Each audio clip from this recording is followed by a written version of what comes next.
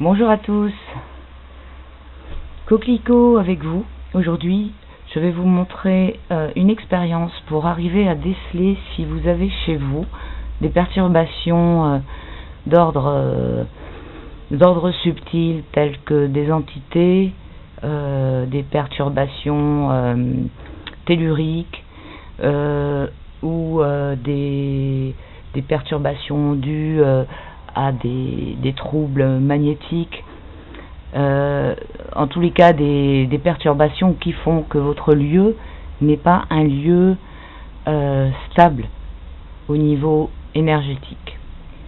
Ça peut être aussi la mémoire des lieux, ça peut être il y a toutes sortes de perturbations subtiles qui sont pas forcément liées à des entités, mais qui produisent des effets sur notre santé et notre énergie vitale. Alors, pour arriver à déceler ça, c'est une expérience vraiment très simple. Vous avez besoin de sel naturel, du sel de mer naturel, et de l'eau déminéralisée. Donc, c'est très très important de prendre de l'eau déminéralisée, parce que il y a besoin, en fait, de voir comment le sel, c'est donc minéral, et comment il réagit par rapport à l'énergie du lieu. Donc si vous mettez une eau où il y a déjà des minéraux dedans, ils vont entrer en interaction avec le sel et vous n'aurez pas les résultats, qu'il faut, quoi. Enfin, il y aura des perturbations de par le milieu même dans lequel va se trouver le sel. Donc une eau déminéralisée, c'est possible d'en faire soi-même, vous trouverez des vidéos sur YouTube, il y a des tutos, mais c'est quand même plus simple de l'acheter et ça coûte vraiment pas cher. Pourquoi le sel? Alors le sel, c'est un minéral qui réagit, c'est un minéral rapide. Tous les minéraux sont vivants et réagissent aux perturbations énergétiques et ils émettent tous une énergie, ils sont tous vivants en fait, les minéraux. Mais le sel, c'est un minéral qui est rapide, il agit très très vite. C'est pour ça qu'on s'en sert, et il est très très sensible et il agit très très vite. C'est pour ça qu'on s'en sert pour les purifications, pour plein de choses au niveau éthérique, des actions qu'on veut faire, on utilise souvent le sel. Alors, qu'est-ce qui va se passer en fait? Donc vous allez diluer jusqu'à saturation du sel dans de l'eau déminéralisée.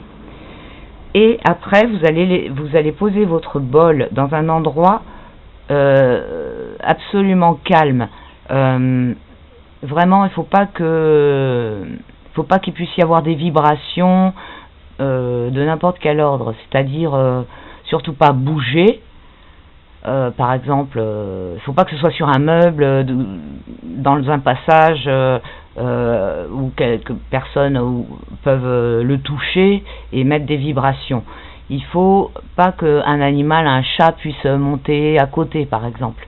Il ne faut pas que ce soit près d'une enceinte qui puisse faire des vibrations. Le mieux, c'est de trouver vraiment une pièce ou un endroit d'une pièce. En plus, ce qu'il faut, c'est le mettre. Faut pas le mettre dans un coin. Faut le mettre plutôt au centre d'une pièce. Le mieux, en fait, c'est de faire l'expérience quand vous partez en vacances. Sinon, si vous avez un lieu assez grand où vous pouvez consacrer un endroit pour faire cette expérience, vous pouvez le faire. Vous condamnerez cet endroit pendant une quinzaine de jours à peu près. Ce sera le temps que l'eau s'évapore en fait et que le sel se cristallise dans le bol.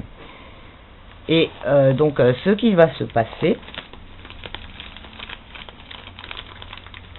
si le lieu est perturbé, le sel va s'échapper du bol. Donc c'est hyper impressionnant. Vous allez voir, votre sel. Alors même si vous mettez un niveau de liquide qui est à moitié du bol, le sel, donc normalement de l'eau toute seule, hein, elle va s'évaporer et puis les résidus vont rester au fond. Et bien le sel, c'est pas ça qui va se passer avec le sel. Le sel, il va monter le long du bol et il va essayer de s'échapper de l'endroit, parce que l'endroit est perturbé en fait. Si le sel n'est pas dans un endroit qui est absolument pur en énergie, au niveau énergie, il ne pourra pas faire une belle cristallisation apaisée. Donc une cristallisation apaisée donne des beaux cristaux cubiques et carrés cubiques qui vont se retrouver au fond du bol. Et donc plus l'endroit est tourmenté, plus vous aurez du sel à côté. Mais vous pouvez avoir du sel jusqu'à 1 mètre. Hein. C'est un truc de dingue, hein, cette expérience. Donc un mélange à saturation, c'est un mélange dans lequel vous n'arrivez plus à diluer. Parce que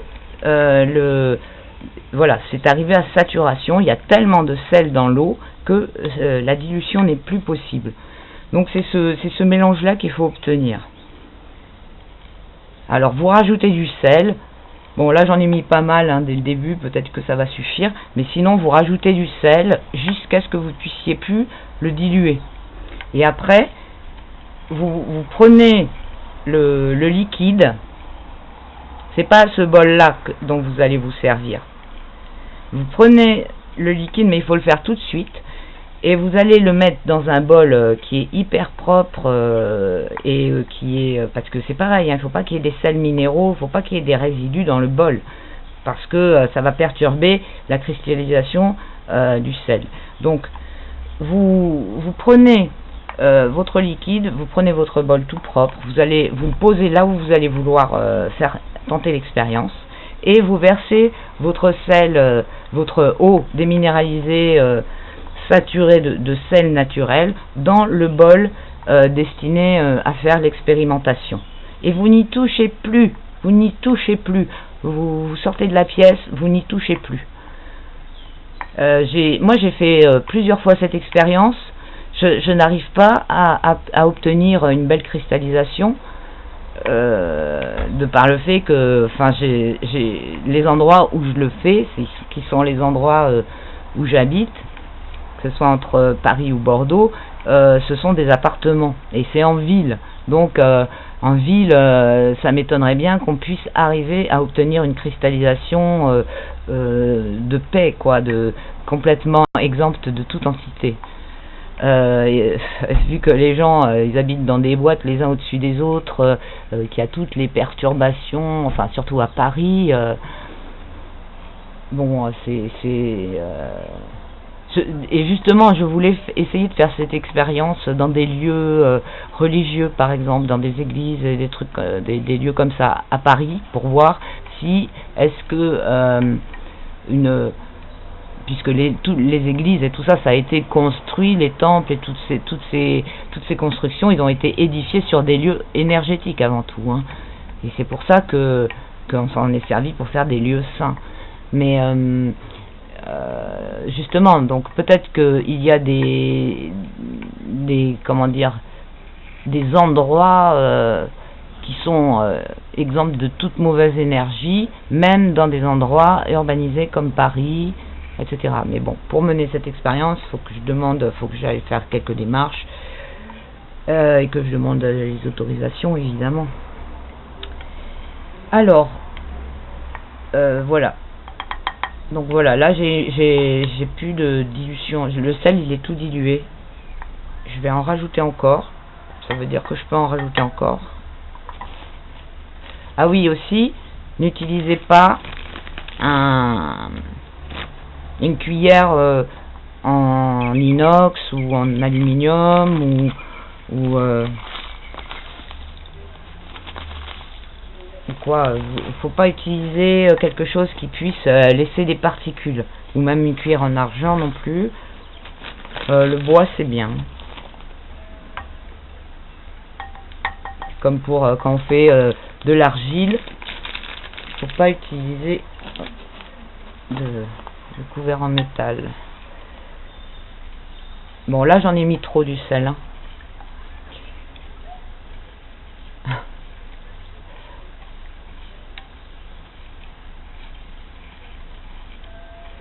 Et je vais vous montrer donc je vais vous montrer là un bol, la dernière expérience que j'ai fait. Donc ici ce que ça a donné. Alors c'était moins perturbé qu'à Paris, mais c'est quand même perturbé. Mais j'ai les deux en fait. J'ai obtenu les deux résultats dans le même bol. Mais ce qui s'est passé aussi, c'est que je l'ai mis dans une pièce et à un moment, je suis venu voir, à une semaine environ, voir qu'est-ce que ça donnait. Et quand j'ai fermé la porte, il y a eu un gros mouvement d'air et ça a pu perturber l'expérience. Alors, il faudrait que je la refasse. Mais le sel est sorti du bol et il a commencé à courir sur le plan horizontal sur lequel il était placé. Donc aussi pour ça, prévoyez de mettre une nappe ou quelque chose qui va pas abîmer le support, parce que le sel c'est vachement corrosif, hein. Donc si vous faites ça sur du bois ou sur un support minéral ou quelque chose, voilà, ça peut l'abîmer. Donc prévoyez quelque chose pour mettre dessous. Bon, je vais vous chercher le bol en question.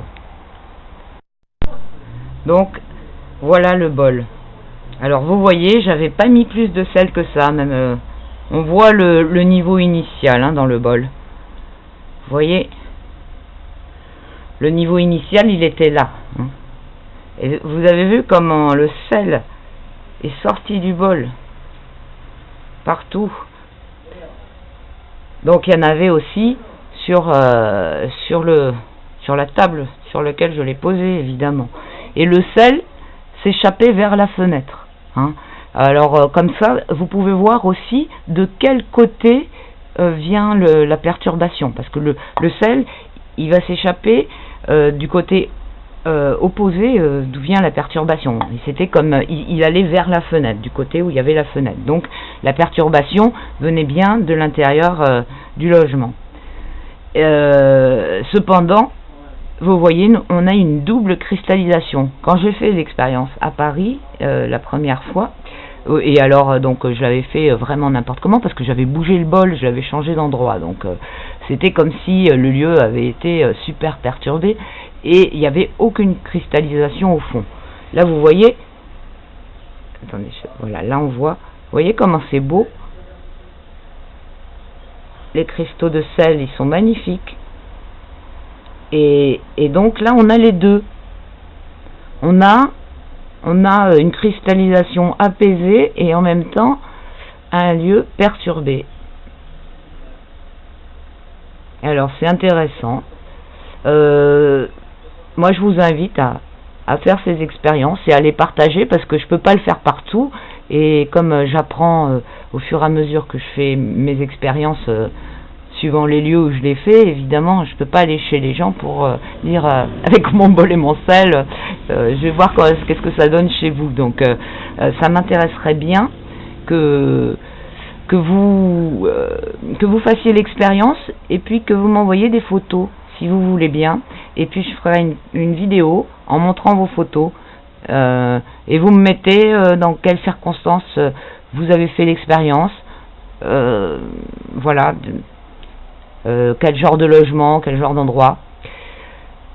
Alors il peut se passer d'autres choses comme sorte de cristallisation. Donc comme je vous dis, la première expérience que j'ai fait donc à Paris, qui était vraiment super perturbée, quoi, le sel, ça avait fait des fils et on aurait il s'échappait pas seulement par les parois, il avait commencé à s'échapper de façon lui-même, quoi, comme s'il voulait même pas servir des parois. C'était vraiment bizarre. Ça faisait une espèce comme des petits serpentins avec comme plein de petits vers qui sortaient. Alors là, on l'a pas. On l'a un peu là. Attendez. On l'a un tout petit peu là. Je sais pas si on voit. On voit rien parce que c'est à contre-jour. Là, juste sur le bord du bol. Voilà. Ici. Attendez. Non, ici. C'est ici, voilà. Ici, là. Il y a des espèces de petits filaments. On en voit un peu comme ça aussi le long des parois, mais ils sont collés aux parois, hein, alors que l'autre expérience dont je vous parle, ils étaient absolument pas collés aux parois. Donc voilà, là je vais refaire l'expérience, même endroit, mais sans ouvrir la porte, au moins pendant 15 jours ou un mois, quoi, pour voir qu'est-ce que ça donne sans aucune perturbation d'air. Qu'est-ce que je pourrais vous dire d'autre sur cette expérience? Elle est incroyable, hein. Elle est absolument incroyable.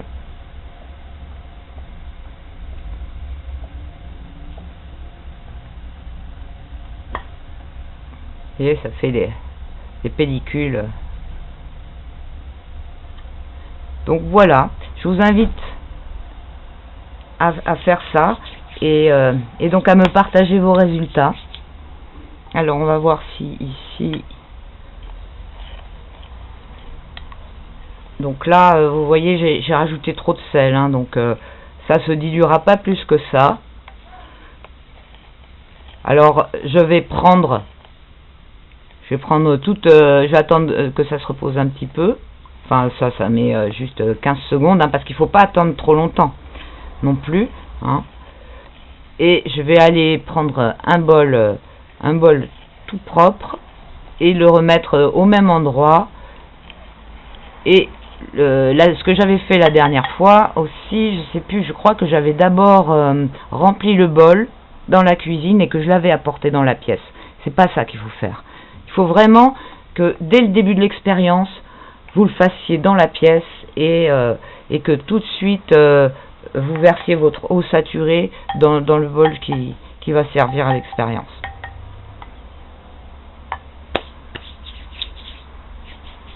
Voilà, j'espère que ça vous aura intéressé.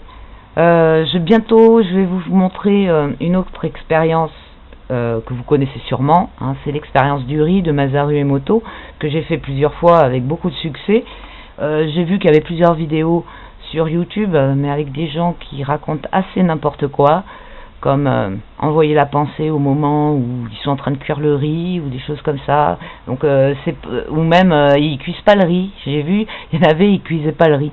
Donc, je vois pas trop comment ça peut marcher. Mais, voilà, donc la prochaine fois, je vous montrerai cette expérience-là, et j'essaierai de retrouver des photos de vieilles expériences que j'avais fait, parce que je l'ai fait plusieurs fois, et les résultats c'était assez intéressant, quoi. Donc ce serait dommage de ne pas les partager. Pour cette expérience, vous pouvez m'envoyer vos mails à coquelicot75@gmail.com. Voilà, je vous dis à bientôt. Salut!